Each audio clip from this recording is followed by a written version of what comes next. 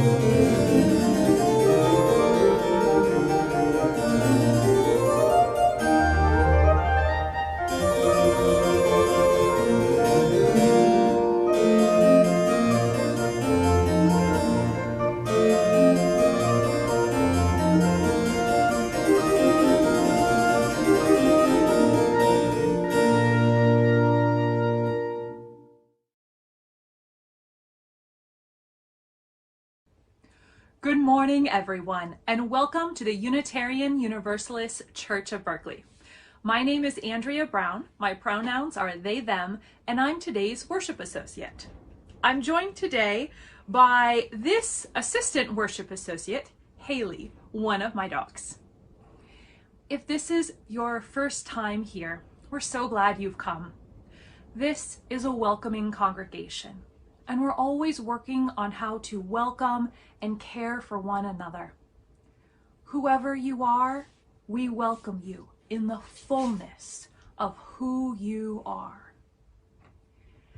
As we begin, I want to acknowledge that this church occupies land in Huichin, the unceded territory of the Chochenyo-speaking Ohlone people. We know that we continue to benefit from the seizure and occupation of this land. We acknowledge and embrace our responsibility to take restorative action and affirm that this is a deeply felt commitment for our congregation to be in right relationship with indigenous communities, aligning in solidarity, supporting indigenous projects, and caring properly for the land. Please take a moment to prepare yourself and your space for our time together. You might get a candle and a way to light it so you can join in the chalice lighting at home. Now, let's kindle our candles or the inner flame of our hearts with the words of Reverend Rebecca Savage. We light our flaming chalice as a beloved people, united in love and thirsting for restorative justice. May it melt away the tethers that uphold whiteness in our midst. May it spark in us a spirit of humility. May it ignite in us radical love that transforms our energy into purposeful action. This is a chalice of audacious hope. This chalice shines a light on our shared past, signaling our intention to listen deeply, reflect wisely, and move boldly towards our highest ideals.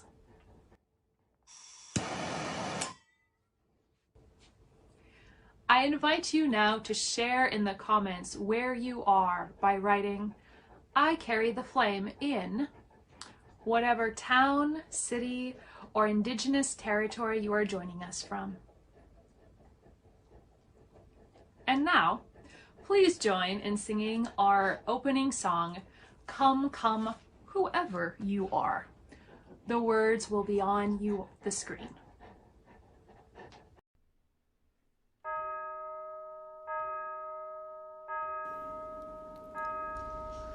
Come, come, whoever you are, wanderer, worshiper, lover of leaving, ours is no caravan of despair. Come, yet again come.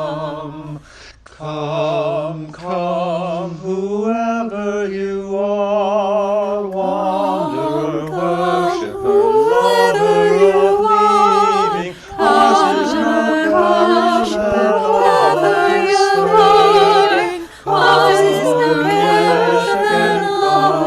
despair.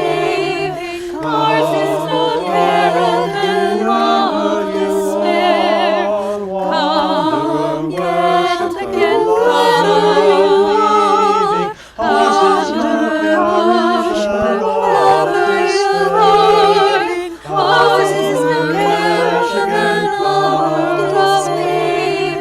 Ours is no caravan of despair. Ours is no caravan of despair. Come, yet again come. Ours is no caravan of despair.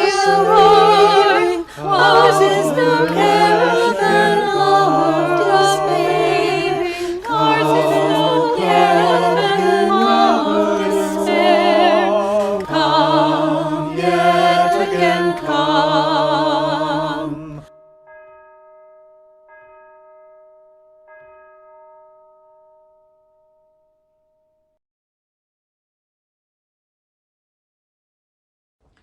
Please join me in saying our covenant. Love guides this church. The quest for truth and justice is its common purpose. To give thanks, listen deeply, speak with care, honor our differences, and seek and grant forgiveness. These things we covenant with one another.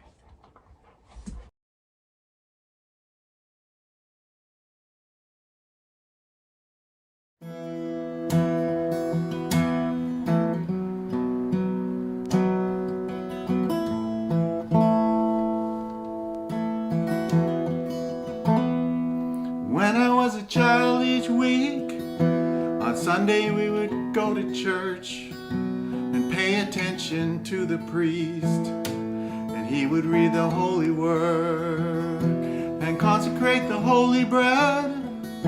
Everyone would kneel and bow. Today the only difference is everything is holy now. Everything is holy now.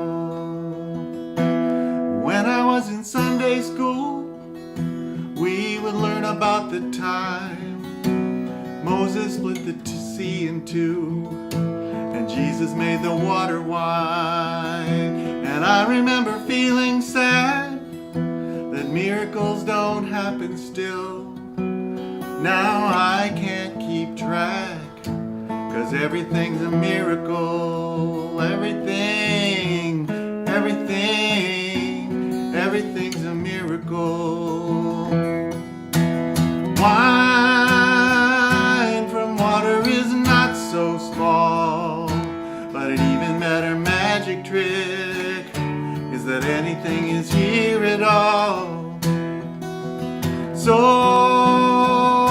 the challenging thing becomes not to look for miracles, but finding where there isn't one. When holy water was rare at best, it barely wet my fingertips, but now I have to hold my breath like I'm swimming in a sea of it. There used to be a world half there, heaven's second-rate hand-me-down, but I walk it with a reverent air, 'cause everything is holy now. Read a questioning child's face and say it's not a testament. That'd be very hard to say. See another new morning come and say it's not a sacrament. I tell you that it can't be done. This morning outside I stood, I saw a little red-winged bird, shining like a burning bush, singing like a scripture verse. It used to be a world half there, heaven's second-rate hand-me-down, but I walk it with a reverent air, 'cause everything is holy now.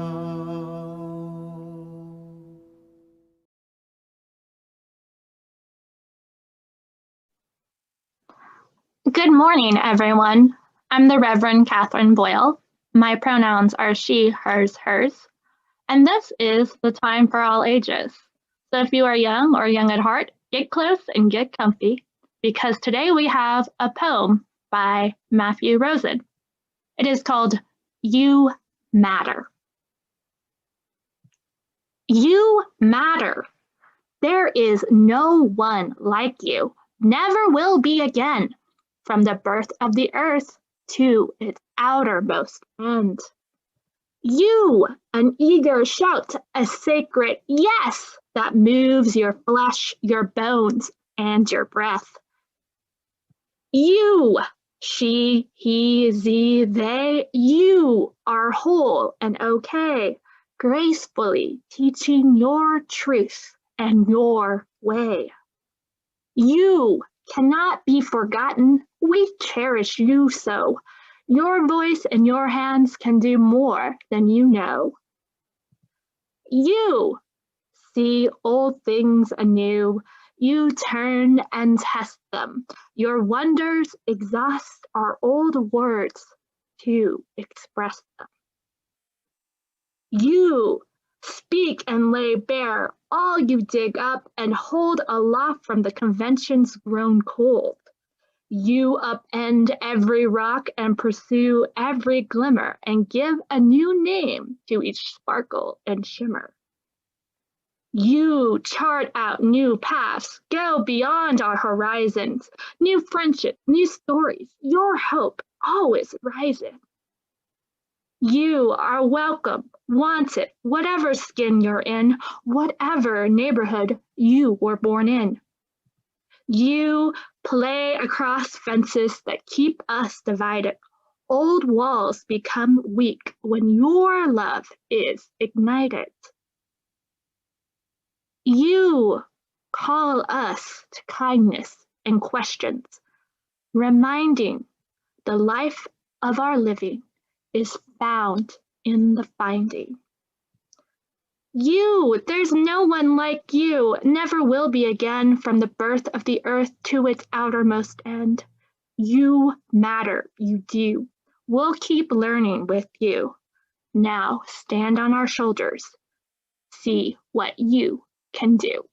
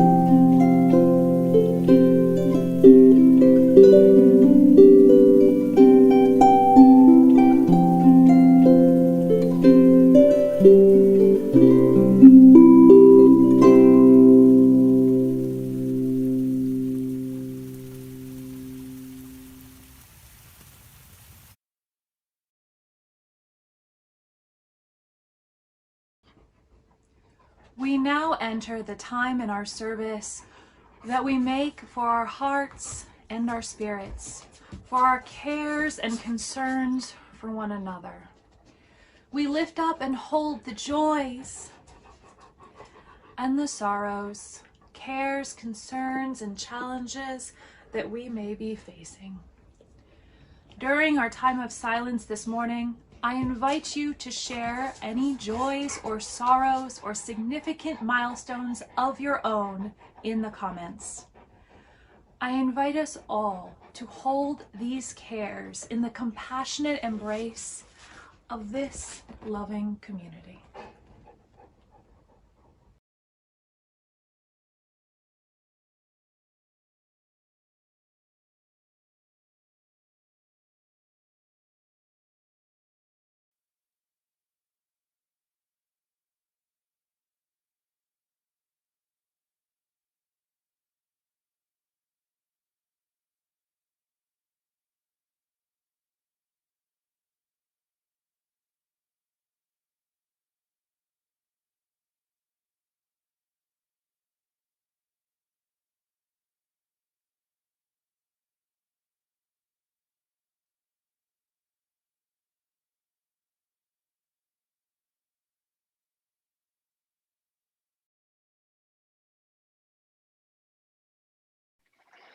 Our meditation this morning is by John O'Donohue. The title is For the Parents of One Who Has Committed a Crime. I invite you now to join me in meditation. No one else can see beauty in his darkened life now. His image has closed like a shadow. When people look at him, he has become the mirror of the damage that he has done, but he is yours. And you have different eyes that hold his yesterdays in pictures no one else remembers, waiting for him to be born, not knowing who he would be, the moments of his childhood, first steps, first words, smiles and cries, all the big thresholds on his journey since. He is yours in a way that no words could ever tell, and you can see through the stranger this deed has made him, and still find the countenance of your son. Despite all the disappointment and shame, may you find in your belonging with him a kind place where your spirit will find rest. May new words come alive between you to build small bridges of understanding. May that serenity lead you beyond guilt and blame to find that bright field of the heart, where he can come to feel your love until it heals whatever darkness drove him, and he can see what it is that he has done and seek forgiveness and bring healing. May this dark door open a path that brightens constantly to new promise.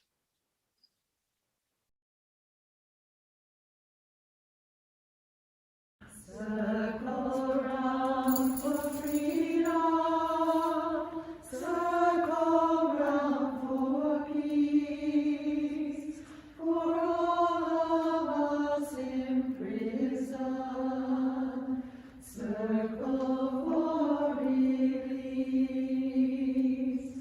circle for the planet, circle for each soul, for the children of our children. Keep the circle whole. Circle round for freedom, circle round for peace, for all of us in prison, circle for release,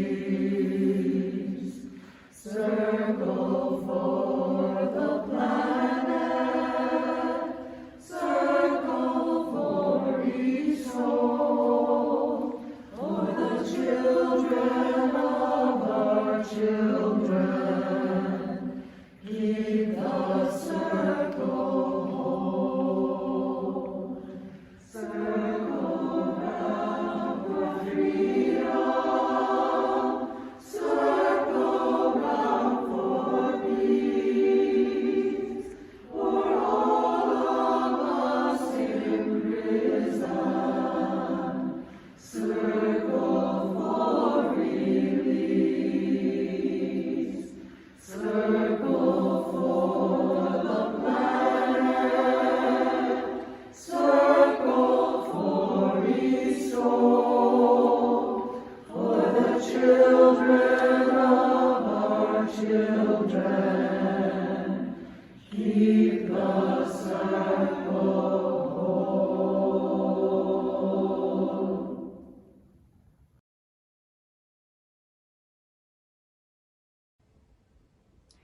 A few years ago, my partner and I were turning onto the on-ramp to get onto the freeway when a silver minivan jumped from the freeway above, tumbling, rolling down the embankment before slamming into its side next to the on-ramp. Flight, fight, freeze. My default is freeze, so I just stared. But my partner parked our car on the side of the road and went to help. Several other people in their cars did the same. They pulled a man from the front seat through the side window that was now the roof. I couldn't hear it at the time, but my partner asked if he was okay, and the man just said, "My daughter. Just get my daughter." They returned to the car and hauled out a teenage girl. She was fine. They were both fine. I saw them hugging. My partner came back and we drove away. I think about that story now and then. It was an intense memory. The car tumbling, the man and his daughter hugging. But one of the things that I've noticed is that I don't really want to ask who's at fault or not at fault in the accident. That question shifts the story away from this moment of people helping helping a stranger and the fierce joy of surviving into a question of innocence. What is innocence? What work do we do when we hold on to the concept of innocence? Innocence means different things, but it's often framed as the presence of an absence. It's about not knowing or not doing something. Innocence is like a hollow container. You are good not because of what you do, but because there's nothing inside the container. The most pure are also the most empty. At its core, the work of innocence creates a method of dividing the worthy and unworthy.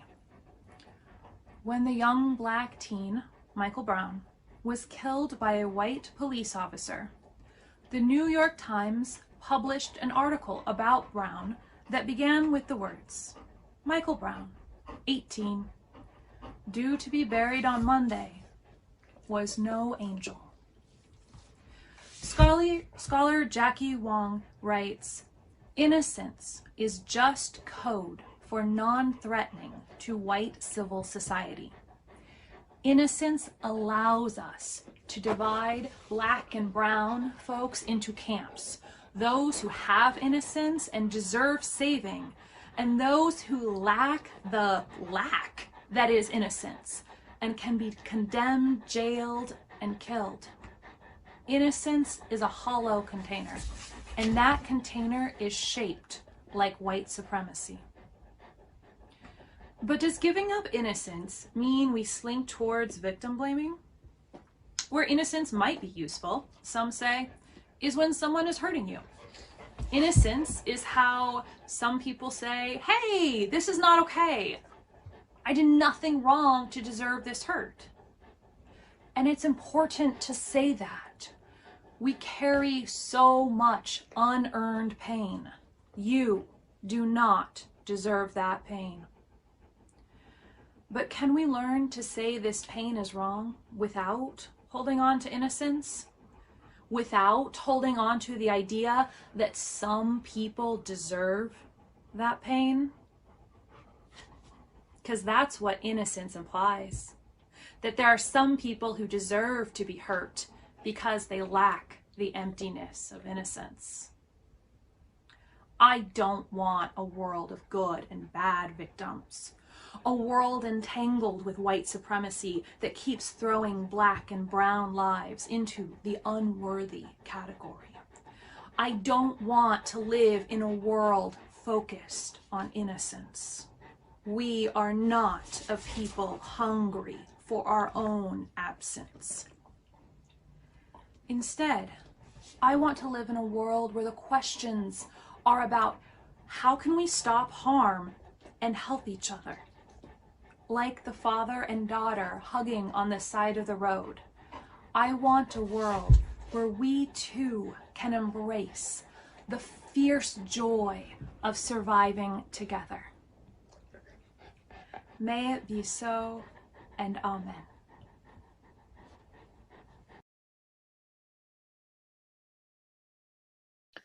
Our reading this morning is by Charlotte Joko Beck.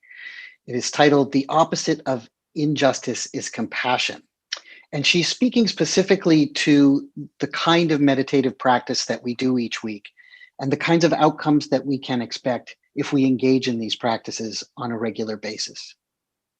She writes, "As we become increasingly sensitive to ourselves and the transitory experience of our lives, our thoughts, emotions, sensations, it becomes obvious to us that the underlying stratum of our lives is anger. When someone insists, 'I'm never angry,' I'm incredulous.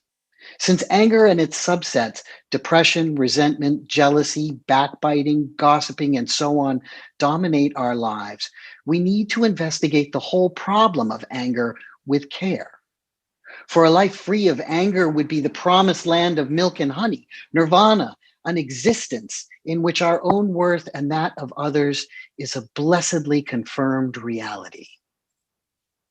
For the psychologically mature person, the ills and injustices of life are handled by counter-aggression, in which one makes an effort to eliminate the injustice and create justice.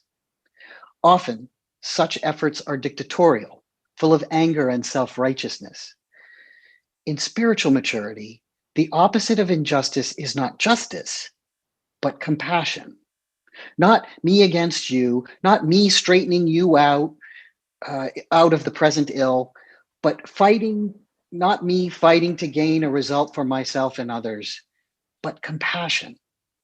A life that goes against nothing and fulfills everything.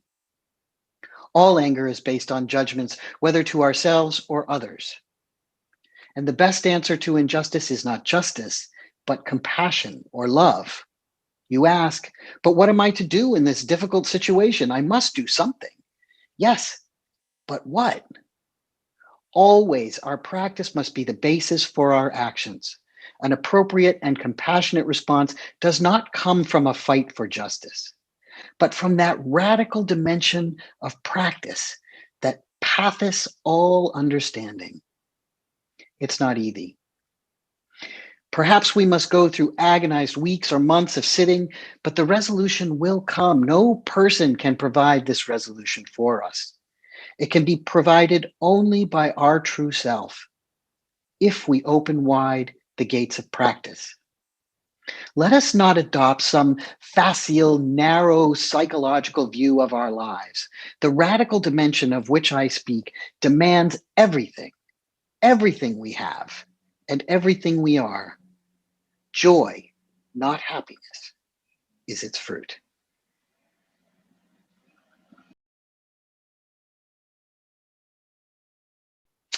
It's good to be here today among you. I speak to you today from the lands of the Wampanoag people in southeastern Massachusetts.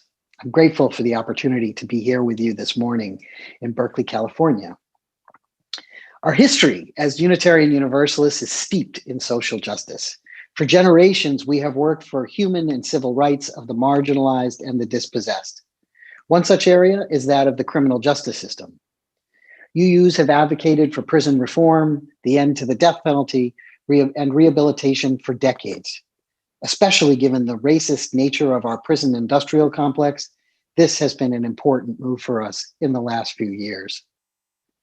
What we know about our current criminal justice system is that it is fundamentally broken.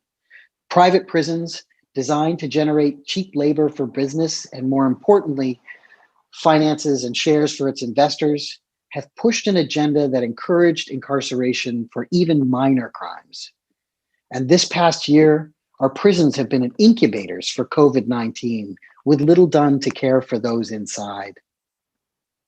With this prison industrial complex, we have created a community of the banished and the outcast, those with no hope of ever returning to society because we have labeled them criminals. And that label has great power. More often than not, once released, people can't get legitimate jobs. They can't get decent housing. And in some states, they can't vote. Most are stuck in a limbo where they are invisible at best and treated with fear and scorn at worst. Now, Some of you may approach this with an attitude of, well, they deserved what happened to them. They broke the law. They knew the consequences. They should have made different choices. I'd like to invite you to think for a moment about your own youth. I bet some of you behaved in ways that would have gotten you arrested if you did the same thing today. I know that's true for me. Or consider any of a million little things that people of color do that they get harassed for and arrested for every day. And youth in particular do not have the impulse control that is learned over time with experience. Their brains are literally still developing, and our punitive model has sentences for youth increasing, along with the number of youth tried as adults. So what is the alternative to prisons, to this punitive model? How can we actually reduce recidivism and bring our system back into some semblance of balance? Can we have faith in one another? First, we must acknowledge that there are people who may never be redeemed in this life, people who are so profoundly broken that the only solution is to keep them separated from the rest of society, not in solitary confinement, but with others who are unable to participate in society, knowing that no matter how much work is done to help them heal, they will remain broken and dangerous. And they are a very small minority. But what about the vast majority who are not profoundly broken? The people who are misguided or desperate, or those looking for an easier, softer way? And I ask the question, who among us has not sought an easier, softer way at some point in our lives? One alternative is restorative practices. I'd like to invite you to consider this alternative. These circle practices originated in and have been used by indigenous people for generations to resolve conflict and to maintain peace. Notably in Canada, in what's now called Ontario Province, and in New Zealand among the Maori people. The first Western use of what is now called restorative practices was in Canada in the 1970s. It was called the Kitchener experiment because it took place in Kitchener, Ontario. So several teens went out on a drinking spree and they vandalized 22 properties. 2 adults who were part of the Mennonite church also worked within the criminal justice system, wanted to see if this might be an opportunity to put their faith into action in the real world in a new and different way. A way to seek an alternative to the system that felt to them harsh and unbalanced. So these 2 adults went out and contacted all of the property owners who suffered vandalism from the spree. And 20 of the 22 agreed to meet face-to-face with the boys. As they listened, the boys learned about the impact of their actions, how the families felt violated, how it shook their sense of safety. They also kept a financial record of the damage that they had caused, and eventually the boys returned to each home with an apology and a check for replacement or repair. The boys learned a valuable lesson, that their actions had an impact on these families. They also repaired the damage that they had done to the best of their ability and were welcomed and embraced back into their supportive and loving and caring community. The success of this experiment led the Mennonites to continue this work. And by the 1980s, Howard Zehr had defined some major differences between the current criminal justice system and what he referred to as restorative justice. Restorative justice takes an entirely different approach to crime and to social relationships. It acknowledges and uses the truth that at its core, all societies are created by relationships and depend on relationships in order to survive and thrive. So if we compare these 2 different views, we look at the truth of restorative justice believes that crime is a violation of people and relationships, not a violation of the law and the state. Because it's a violation of relationships, it leads to obligations rather than guilt. And we saw that with the young men from the Kitchener experiment. They may have felt guilty, but they also felt obligated to repair the damage that they had done. In restorative practices, justice involves all parties, the victim, the offender, the members of the community, stakeholders, All of these people come together in an effort to repair the harm and to make things right. In this particular case, in the Kitchener experiment, the two adults, the families that were harmed, and the youth came together to understand what happened and how to prevent it from happening again by understanding the impact and the consequences of their actions. Now, we look at the criminal justice system as it currently exists. It requires that the state determine blame and impose punishment. That's its purpose. The boys did it, they must be punished. The only parties necessary are the offender and the state. The families of the properties that were damaged are irrelevant. They have no contact or connection, no opportunity to interact or to ask any questions about what happened or how to go forward. So the central focus here is on offenders or criminals getting what they deserve. In restorative justice, the central focus is the needs of the victim and the offender's responsibility for repairing the harm. So those whose property was damaged were given the opportunity to confront the boys, to talk about what happened, and to give the boys the opportunity to accept their responsibility for their actions. And they did. In short, these two models answer very different questions. In our current criminal justice system, the questions are, what law has been broken? Who did it? And what do they deserve? Restorative justice asks, who has been hurt? What are their needs? Whose obligations are these to make the repair? Restorative justice is not an easier, softer way. It holds people accountable for their behavior and asks them to truly repent, to ask for and to accept forgiveness. These practices are countercultural. They are about taking the time to build and repair relationships. In a culture, in a society that is driven by transaction, that is driven by American capitalism and the need to move quick, quick, quick, this is countercultural. To take the time to build and repair relationships, to talk to one another and understand what happened and how to repair it. This is what restorative practices call us to. And it echoes what the Jewish theologian Martin Buber called us to do, to be engaged in I-thou relationships, not transactional relationships, to recognize the sacred, the holy, the divine, the inherent worth and dignity of each and all. It is possible to use these practices in everyday situations, and one of the tools any of us can use when facing a conflict or a difficult situation is to stop and ask a few basic questions. Questions that keep the focus on who has been harmed, what they need, and how that harm can be repaired. So I invite you, as I go through these questions, to think about a time, perhaps recently, when you had a conflict, and to consider how these questions might have changed what happened in that conflict and how that conflict moved forward. So the purpose of these questions is to pull out the blame and the shame and to ask them in ways that help people engage and to stay committed to the relationship and to the repair of the relationship. So the tone that we use when we ask these questions is important. So the first question is, what happened? And we don't ask the question, what happened?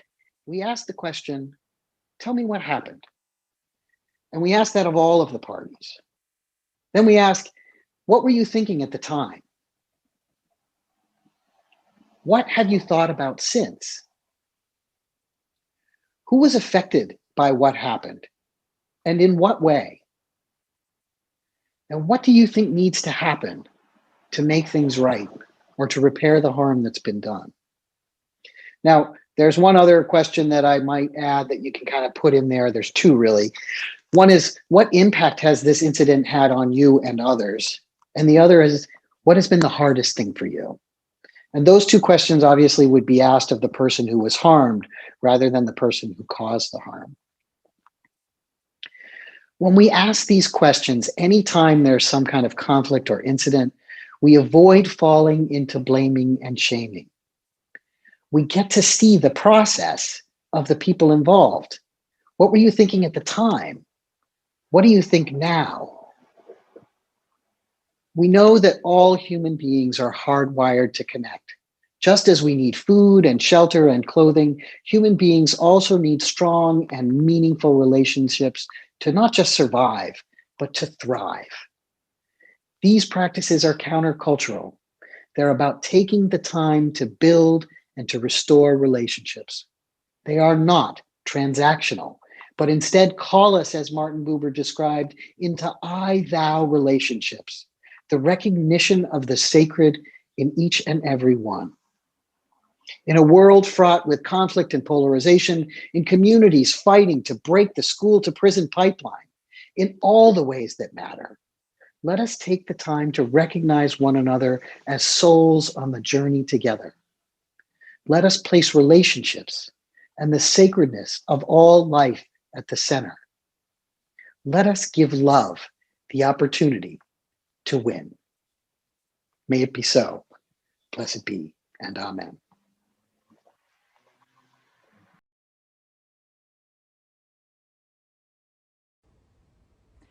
As we commit together to making this a loving community, we invite you now to make an offering. Each week, half of our offerings are shared with a good neighbor organization who needs our financial support. This month, our good neighbor is Lavender Seniors of the East Bay. Their mission is to improve the lives of older lesbian, gay, transgender, and queer residents of Alameda and Contra Costa counties. They just do this through direct services, outreach, advocacy, and education. A critical aspect of their work is ensuring that LGBTQ elders are well prepared emotionally, physically, legally, and socially in their later years.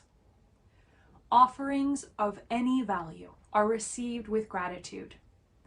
Details on how to give electronically will appear on your screen as our offertory begins. From both of us, thank you.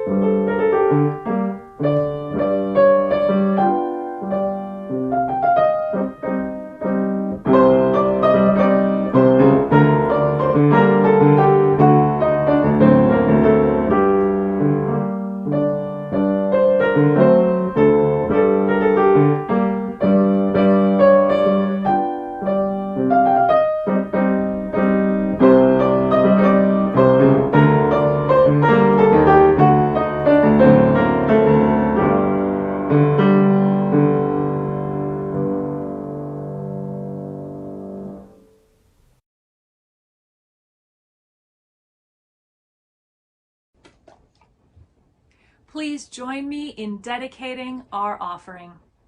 We dedicate our offering and ourselves to the mission of this congregation, to create loving community, inspire spiritual growth, and encourage lives of integrity, joy, and service. And sometimes treats.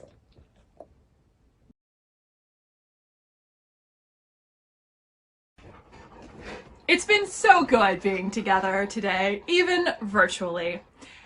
Before we shift to our coffee hour on Zoom, may I remind you to check out all the things that are available in our congregation, maybe one day this little one as well. Even during the pandemic, we have events and things going on, and you can find them by exploring our website, UUCB.org. There, you can find a link in news to the week ahead, our weekly email newsletter, which includes a list of activities, announcements, and contact information. And as we prepare to leave this worship service, here are a few things to note. First, coming up, we have summer fun at Freestone.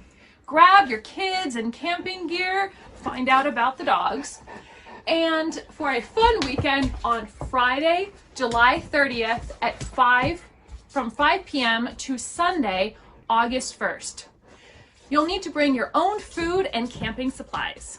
If you plan to attend, please RSVP with Reverend Catherine Boyle at family.ministry@uucb.org. Next, whether you have children or not, or other life forms, RE is looking for teachers, subs, and advisors for all grades this fall. To volunteer, email Reverend Catherine at family.ministry@uucb.org. Now, please join in singing We'll Build a Land. The words will be on screen, and if you have your own words, please replace sisters and brothers with siblings together.